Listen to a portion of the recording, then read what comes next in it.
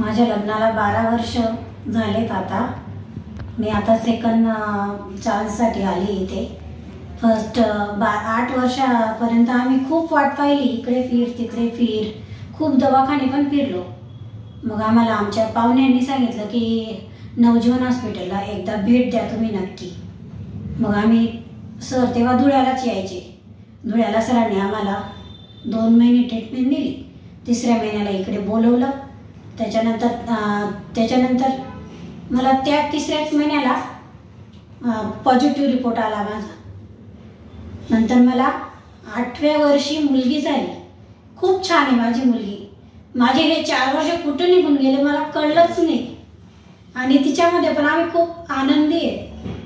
आम्हाला आता सेकंड चान्ससाठी आम्ही इकडे नवजीवन हॉस्पिटलला आलेलो आहोत।